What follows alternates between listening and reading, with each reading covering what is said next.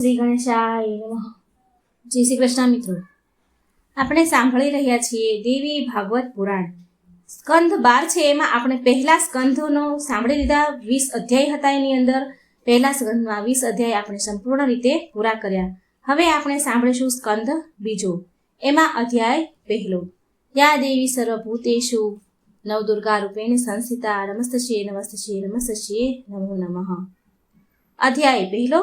સ્કંધ બીજાનો અધ્યાય પહેલો. મત્સ્યગંધાનો જન્મ.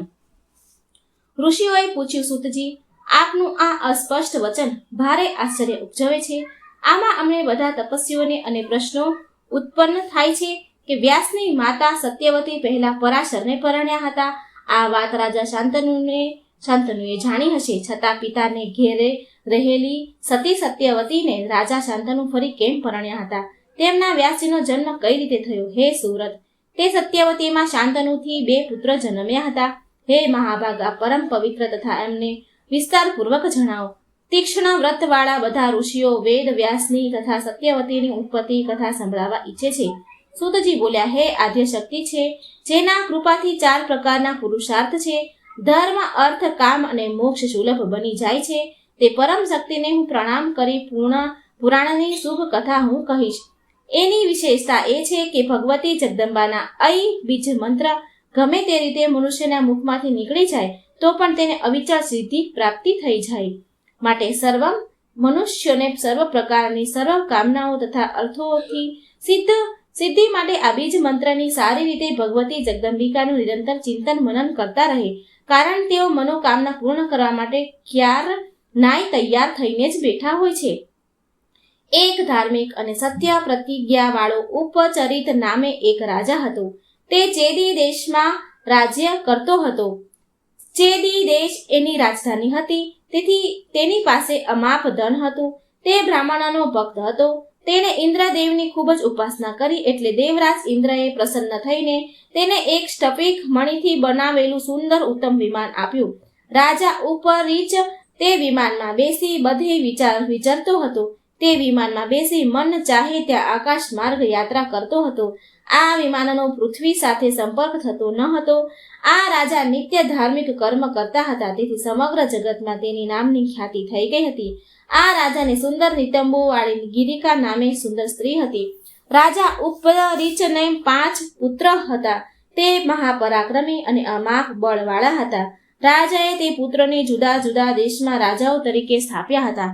એક સમયે તે ઉપરીચની સ્ત્રી ગિરિકા ઋતુકાળમાં હતી. સ્નાનથી નિવૃત્ત થઈને તેને પુંસવન પુત્રાપ્તિ માટે વ્રત કર્યું અને પતિદેવ પાસે પુત્રોક્તિ માટે પોતાની ઈચ્છા જણાવી, પરંતુ પિતૃઓની આજ્ઞાને વશ થઈને રાજાને મૃગ્યા કરવા વનમાં જવું પડ્યું હતું. પરંતુ રાજાનું મન તો પોતાની પત્નીમાં જ હતું. વનમાં પણ તેમની નજર સામે પોતાની પત્ની રહેતી હતી. પત્નીની યાદ સ્મૃતિમાં અટવાયેલો આ રાજાનું વીર્ય શુક્ર રસ્તામાં સ્ખલન થઈ ગયું. ત્યારે તેમણે તે વીર્યને એક વડના પાંદડામાં રાખી દીધું.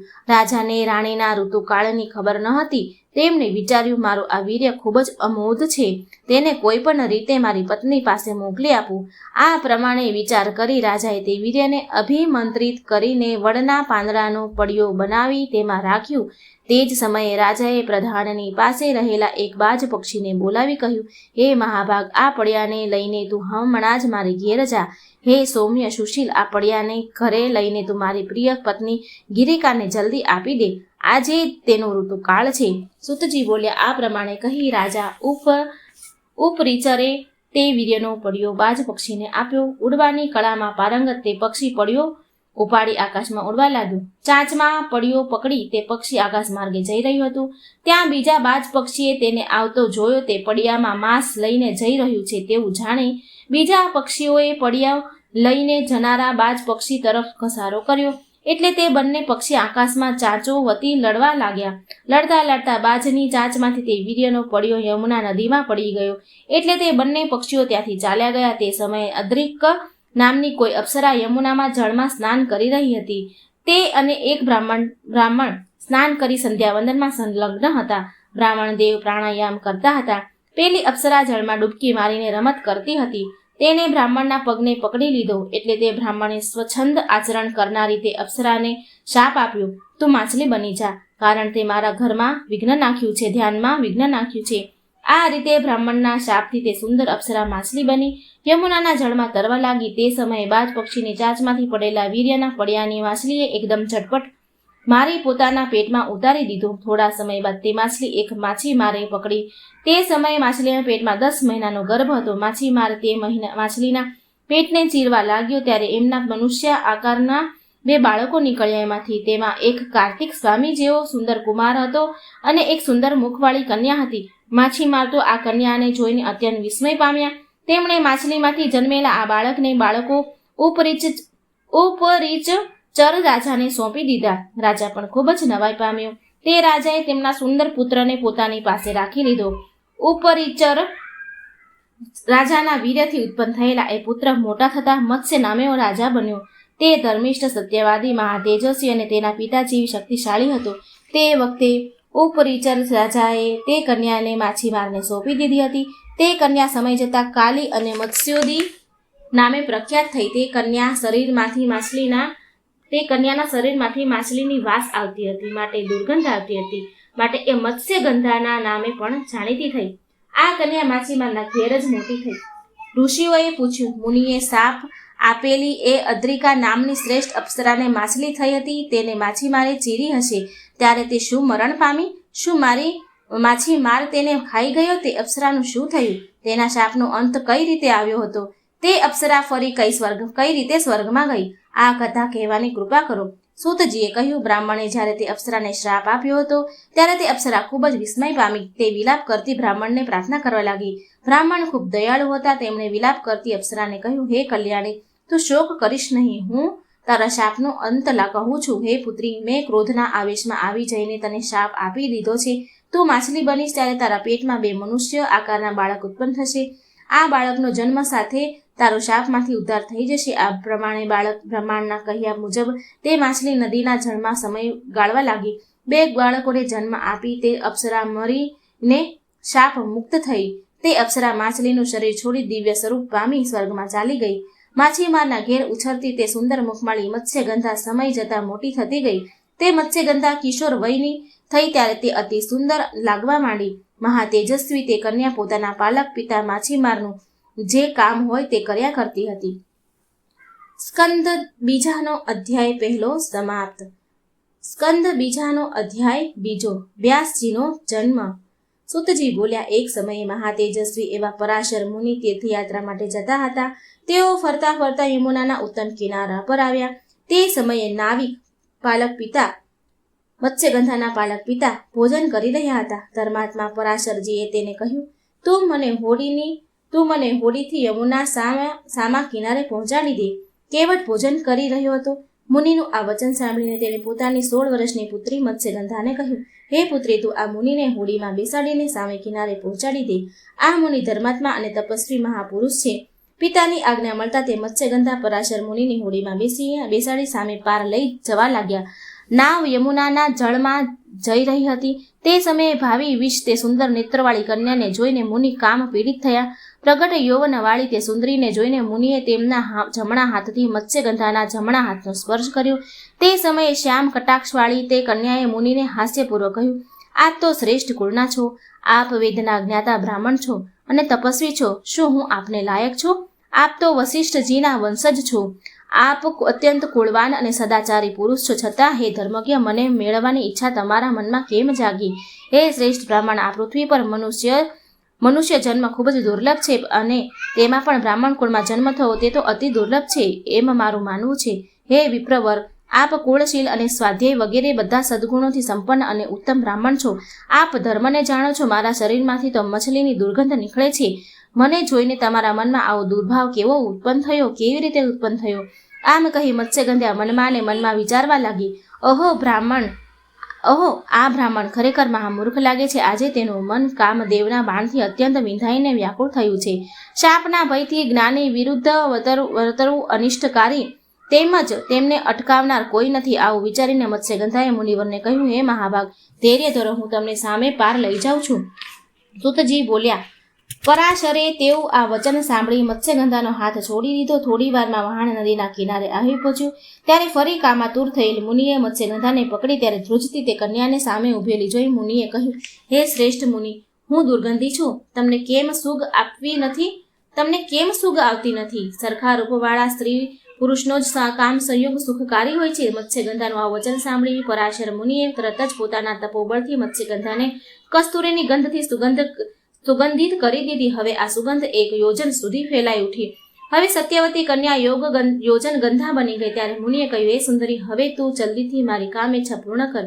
ત્યારે મત્સ્યગંધા બોલી ઉઠી, હે મુનિવર, અત્યારે આખો જન સમાજ જુએ છે અને આ સામે કિનારે મારા પિતાજી પણ ઊભા છે. અતિ દારૂણ આ આખો પશુ ધર્મ મને પ્રીત ઉપજાવતો નથી. માટે હે શ્રેષ્ઠ મુનિ, તમે રાહ જુઓ, તેટલામાં રાત્રિ થઈ જશે. મનુષ્યને રાત્રિના સમયે જ મૈથુન કરવા કહ્યું છે. દિવસે મૈથુન કરવું એ શસ્ત્રોને અનિષેધ ગણ્યું છે. માટે હે મુનિવર, અત્યારે તમે કામને વશ કરો.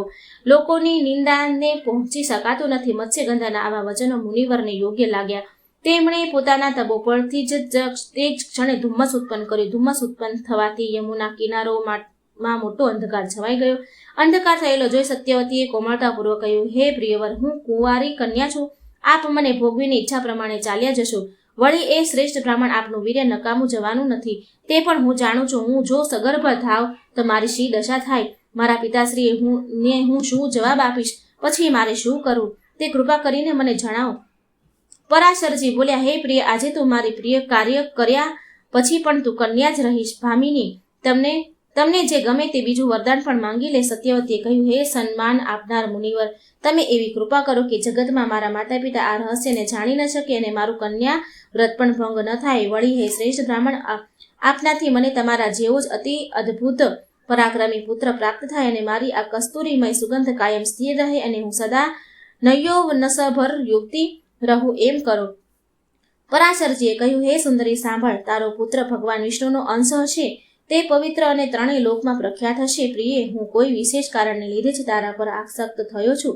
હે સુંદર મુખવાળી, આવો મોહ આ પહેલા મને કદી થયો નથી. અનેક સુંદર અપ્સરાઓને જોઈ પણ મેં કદી ધીરજ ગુમાવી નથી. માટે તું એ નક્કી જાણી લે કે આની પાછળ કોઈ દેવી યોગ જ લાગે છે, જેના લીધે હું તને જોઈ કામવશ થયો છું.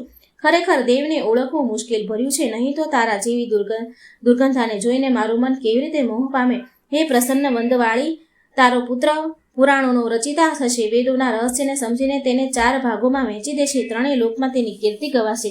સુતજી બોલ્યા, મુનિવરની આ વાત સાંભળીને સત્યવતી તેમને અનુકૂળ બની ગયા. ત્યાર પછી પરાશરજી તેમ તરત જ યમુનામાં જળમાં સ્નાન કરી ત્યાંથી જતા રહ્યા. સત્યવતી મત્સ્યગંધા પણ પિતાને ઘરે પાછી આવી. તે જ વખતે મત્સ્યગંધાને પરાશરજીના સંગથી ગર્ભ રહી ગયો. સમય જતા મત્સ્યગંધાએ યમુનાના બેટ પર બીજા કામદેવ જેવા પુત્રને જન્મ આપ્યો. આ તેજસ્વી પુત્ર જન્મતાની સાથે જ મોટો થઈ ગયો. તે પોતાની માતાને કહેવા લાગ્યો, હે માતા, મારા માં અપાર શક્તિ છે. હું ગર્ભમાં પણ તપ કરતો હતો. હે માં, હવે તમે તમારી ઈચ્છા પ્રમાણે જઈ શકો છો. હું હવે તપસ્યા કરવા જાઉં છું. હે મહાભાગે, જ્યારે તમે મને યાદ કરશો ત્યારે હું તમારી પાસે આવી જઈશ. હે માતાજી, જ્યારે પણ તમારે સામે કોઈ કઠિન સમસ્યા ઊભી થાય ત્યારે તમે મારું સ્મરણ કરજો. હું તે જ ક્ષણે આપની સેવામાં હાજર થઈ જઈશ. હે માતા, આપનું કલ્યાણ થાવ. મને જવામાં હવે મોડું થાય છે. તમે ચિંતા છોડી દઈ આનંદપૂર્વક સમય પસાર કરો. આમ કહી વ્યાસજી તપ કરવા વનમાં ચાલ્યા ગયા. સત્યવતી પણ તેમના પિતાની પાસે ચાલ્યા ગયા. સત્યવતીએ વ્યાસજીને યમુના દ્વીપમાં જન્મ આપ્યો.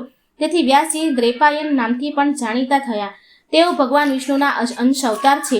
તેથી જન્મતાની સાથે જ મોટા થઈ ગયા. તેમણે બધા તીર્થોમાં સ્નાન કરી ઉત્તમ તપ કર્યું. આ પ્રમાણે દ્વૈપાયન વ્યાસ સત્યવતીને કુખે પરાશર મુનિના કૃપાથી જન્મ્યા હતા. તેમણે કલયુગને આવેલો જાણી વેદને શાખાઓ કરી અને વેદોને વિસ્તાર કરવાથી તે મુનિ વેદ વ્યાસજી નામે પણ જાણીતા થયા. વળી તેમણે પુરાણ સંહિતા અને શ્રેષ્ઠ મહાભારતની રચના કરી. વેદનું વિભાજન કરી સુમ્મુત, જૈમિન, પૈલ, વૈશંપાયન, આસિત, દેવલ જેવા તેમના શિષ્યો તથા તેમના પુત્ર સુખદેવજીને તેમણે ભણાવ્યા. સુતજી આગળ બોલ્યા, હે ઉત્તમ મુનિઓ, સત્યવતી અને વ્યાસજીના પવિત્ર જન્મના કારણો તે તમને કહ્યા. એમની ઉત્પત્તિના સંબંધમાં કોઈએ પણ કોઈ સંદેહ કરવો નહીં. મહાપુરુષોના ચરિત્રોની સમાલોચના, ટીકા ટિપ્પણી કરવી તે અનુચિત કાર્ય છે. એમના બધા આચરણોનું અનુકરણ પણ ન કરવું જોઈએ. મુનિવર, પરાશરજીના ગુણોને જ ગ્રહણ કરવા યોગ્ય છે. સત્યવતીથી વ્યાસ મુનિને ઉત્પત્તિ, સત્યવતીની માછલાના પેટમાં ઉત્પત્તિ, તેમજ એ સત્યવતીનો પરાશર સાથે તથા રાજા શાંતનુ સાથે જે સંયોગ થયો હતો તે બધું દૈવી કારણને લીધે બન્યું હતું. જો આમ ન થયું હોય તો પરાશર મુનિનું ચિત્ત કામાધીન કેમ થાય? પરાશરજી ધર્મજ્ઞ પુરુષ હતા, છતાં દુષ્ટ પુરુષોએ સેવેલું કર્મ તેમણે કેમ કર્યું? માટે આ આશ્ચર્યજનક ઉત્પત્તિને કારણયુક્ત કહી છે. જે મનુષ્યના આ પવિત્ર ઉપાખ્યાનને સાંભળે છે તે દુર્ગતિ પામતો નથી અને હંમેશા સુખી રહે છે. બીજા સ્કંધનો અધ્યાય બીજો અહીં સમાપ્ત થાય છે. અધ્યાય ત્રીજો. સ્કંદ બીજાનો અધ્યાય ત્રીજો. મહાભીષ ગંગા અને વસુઓની શાપ. ઋષિઓએ પૂછ્યું, હે નિર્દોષ સૂતજી, અમાપ તેજવાળા વ્યાસની તથા સત્યવતીના જન્મની કથા આપે વિસ્તારપૂર્વક કહી, તો પણ અમારા મનમાં હજી એક પ્રશ્ન રહી જાય છે, જેમને આપે વ્યાસજીની માતા કહ્યા છે તે કલ્યાણી સત્યવતી ધર્મવેતાઓમાં શ્રેષ્ઠ એવા શાંતનુ રાજાને કઈ રીતે પ્રાપ્ત થઈ? તે પુરુવંશી રાજા પોતે પ્રતિ ધર્મિષ્ઠ હતો, છતાં કુલહીન માછીમારની પુત્રી સત્યવતીને કેમ પરણ્યો? વળી તે રાજા શાંતનુની પ્રથમ પત્ની કોણ હતા, જેમનાથી બુદ્ધિમાન ભીષ્મનો જન્મ થયો? તથા ભીષ્મને વસુના અંશ શા માટે કહેવામાં આવે છે તે કહેવાની કૃપા કરો. હે સુતજી, આપના મુખારવિંદથી નીકળેલું છે કે ભીષ્મજીના અમાપ તેજવાળા હતા. ભીષ્મજી અમાપ તેજવાળા હતા. તેમણે સત્યવતીના વીર પુત્ર ચિત્તાંગદને રાજા બનાવ્યો. વીર ચિત્તાંગદ મર્યા ગયો ત્યારે એના નાના ભાઈ વિચિત્ર વીર્ય નામના સત્યવતીના બીજા પુત્રને તેમણે રાજા બનાવ્યો હતો. રાજા શાંતનુના મોટા પુત્ર ભીષ્મ હતા. તેઓ ધાર્મિક વિચારના અને બહુ રૂપવાન હતા. મોટા ભાઈ હયાત હોવા છતાં નાનો ભાઈ રાજગાદીનો અધિકાર બનીને રાજ્ય કઈ રીતે કરી શકે? ભીષ્મ પણ આ બધું જાણતા હતા, છતાં તેમને રાજ્ય પર કેમ સ્થાપ્યા? વિચિત્ર વીર્યના મૃત્યુ પછી અત્યંત દુઃખી થયેલી સત્યવતીએ તેમની પુત્રવધુઓની શા માટે ગોલક પુત્રોને ઉત્પન્ન કરાવ્યા, વિદ્વાનો માનસ પુત્ર ઉત્પન્ન કરાવ્યા? સુંદર વર્ણવાળી તે સત્યવતીએ ભીષ્મને જ રાજગાદી કેમ સોંપી? વીરોમાં શ્રેષ્ઠ એવા ભીષ્મએ કયા કારણથી લગ્ન ન કર્યું?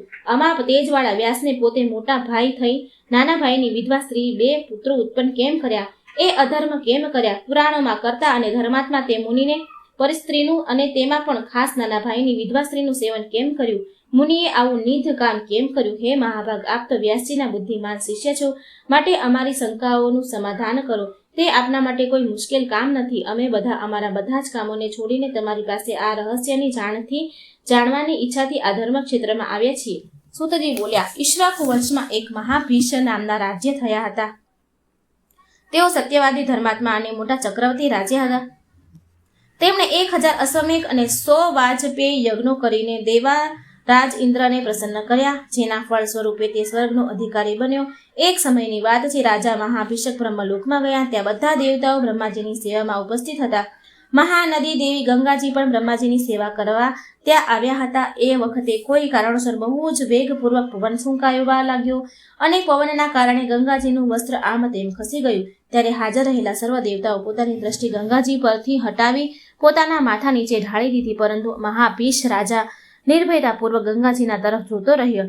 બુદ્ધિમતી ગંગાજી પણ એ રાજાને પોતાના પર પ્રેમ વાળો જાણી તેમના તરફ જોતા રહ્યા. એ સમયે બંને પ્રેમ પાશામાં એક સૂત્રે બંધાઈ ગયા હતા. ત્યારે બ્રહ્માજીએ તે બંનેને પ્રેમયુક્ત, નિર્લજ્જ તથા કામમોહિત જોઈ કોપાયમાન થયા. તેમણે ક્રોધમાં આવી બંનેને શાપ દીધો કે હે રાજન, તું મૃત્યુલોકમાં જઈ જન્મ ધારણ કર. ત્યાં જઈને તું ખૂબ પુણ્ય કરીશ, ત્યારે તેના ફળથી તને સ્વર્ગની પ્રાપ્તિ થશે. તે જ પ્રમાણે બ્રહ્માજીએ રાજા ઉપર પ્રેમવાળી ગંગાજીને પણ તેવો જ શ્રાપ આપ્યો કે બંને ઉદાસ થઈને બ્રહ્માજીને ત્યાંથી ચાલ્યા ગયા. તે વખતે મહાભીષ રાજા મૃત્યુલોકના ધર્માત્મા રાજાઓમાં બાબતમાં વિચાર કરવા લાગ્યા. અતે પુરુવંશી પ્રતિપ રાજાને ત્યાં જન્મ લેવાની વાત એમના મનને ગમી ગઈ. બરાબર તે જ સમયે 8 વસુઓ પોતપોતાની પત્નીઓ સાથે વશિષ્ઠજીના આશ્રમે આવ્યા હતા. તેમને પોતાની મરજી પ્રમાણે ભોગ વિલાસની બધી સગવડ ત્યાં ઉપલબ્ધ હતી. પૃથુ વગેરે 8 વસુઓમાં ધૌ નામનો એક પ્રધાન વસુ હતો. તેમની પત્ની વશિષ્ઠ મુનિના આશ્રમની નંદીની ગાયને જોઈ અને પોતાના પતિ ઘઉને પૂછ્યું કે આ ઉત્તમ ગાય કોની છે? ત્યારે ધોવાએ કહ્યું, હે સુંદરી, આ ઉત્તમ ગાય વશિષ્ઠજીની છે. જે પુરુષ અથવા સ્ત્રી આ ગાયનું દૂધ પીવે છે તેનું આયુષ્ય 10,000 વર્ષનું થાય છે અને તેનું યૌવન અથવા તેનું યૌવન હંમેશા જળવાઈ રહે છે. આ સાંભળીને ધૌની પત્નીએ કહ્યું, મારી એક સખી મૃત્યુલોક પર રહે છે. તે રાજશ્રી ઉશીનરની પુત્રી છે. તે ખૂબ જ સુંદર છે. હે મહાભાગ, મારી આ સખી માટે આ દૂધની કામનાઓ આપનારી અને ઉત્તમ નંદીની ગાયની વાછરડા સાથે આપણા શ્રેષ્ઠ આશ્રમમાં લઈ લઈએ.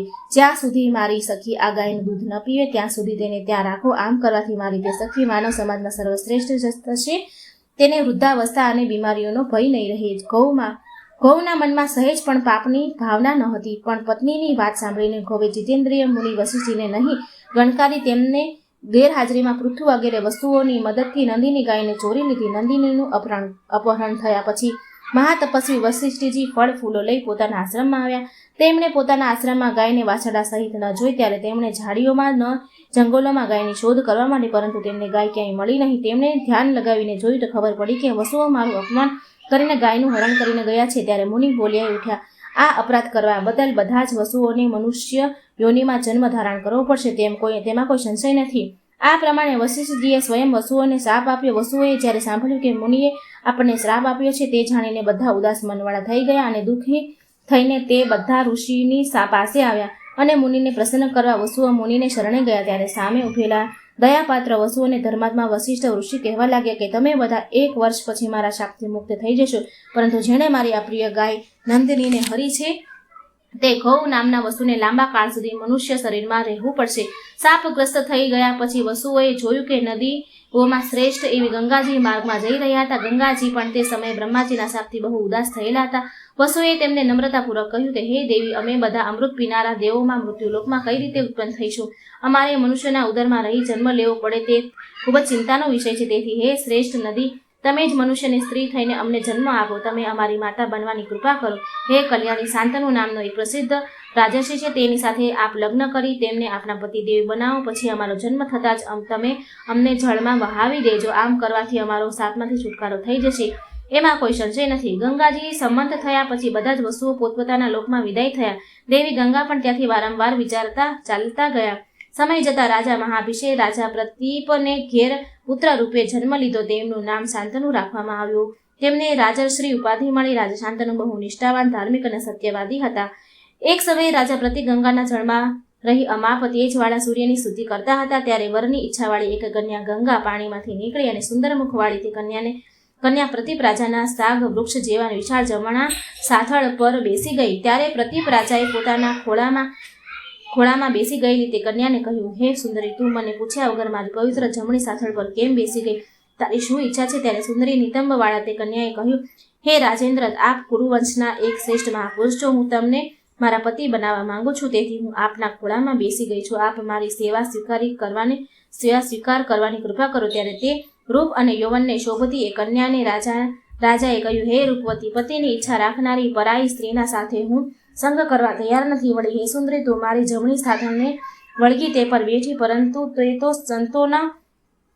તો સંતાનો તથા સંતાનોની સ્ત્રીઓનું સ્થાન છે, તે તું જાણી લે. માટે હે પવિત્ર હાસ્યવાળી કલ્યાણી, તું મારી પુત્ર વધુ થઈ જા. તમારા પુણ્યની પ્રભાવથી મારે ઘેર મનગમતો પુત્ર થશે, એમાં કોઈ સંશય નથી. ત્યારે બહુ સારું કહી તે દિવ્ય દેખાવવાળી કન્યા ત્યાંથી જતી રહી અને રાજા પ્રદીપ પણ તે સ્ત્રીનો વિચાર કરતો કરતો પોતાને ઘેર આવ્યો. થોડા સમય પછી રાજા પ્રદીપને ત્યાં પુત્ર જન્મ થયો અને સમય જતાં તે રાજકુમાર યુવાન થયો. ત્યારે વનમાં જવા ઈચ્છતા રાજાએ રાજકુમારને અગાઉનો વૃત્તાંત કહી સંભળાવ્યો. પછી રાજાએ રાજકુમારને કહ્યું, હે પુત્ર, જો એ કન્યા તને મળી આવે તો તેને પતિ તરીકે સ્વીકારવા તૈયાર થાય તો હું અવશ્ય એની સાથે લગ્ન કરી લે છે. તું એને પૂછીશ નહીં કે તું કોણ છે, અને એક પણ પ્રશ્ન પૂછ્યા વગર પત્ની તરીકે સ્વીકારી લઈશ તો તારું કલ્યાણ થશે. સૂતજી બોલ્યા. આ પ્રમાણે રાજા પ્રદીપે પુત્રને સર્વ વૃત્તાંત કહી સંભળાવ્યો. પછી પ્રસન્નચિત્તે પોતાની સર્વ રાજ્ય સંપત્તિને સોંપી દઈ પોતે વનમાં ચાલ્યા ગયા. ત્યાં તેમણે તપસ્યાનો આરંભ કર્યો. ભગવતી જગદંબિકાની તેમણે ઉપાસના કરવા માંડી. સમય જતા શરીરનો ત્યાગ કરીને તેઓ સ્વર્ગ સિધાવ્યા. ત્યાર પછી મહાતેજસ્વી શાંતનુ ચક્રવર્તી રાજ્યનો અધિકારી બન્યો અને ધર્મની મર્યાદામાં રહી દંડ કરતો તે રાજા પ્રજાનું સારી રીતે રક્ષણ કરવા લાગ્યો. સ્કંદ બીજાનો અધ્યાય 3 અહીં સમાપ્ત થાય છે.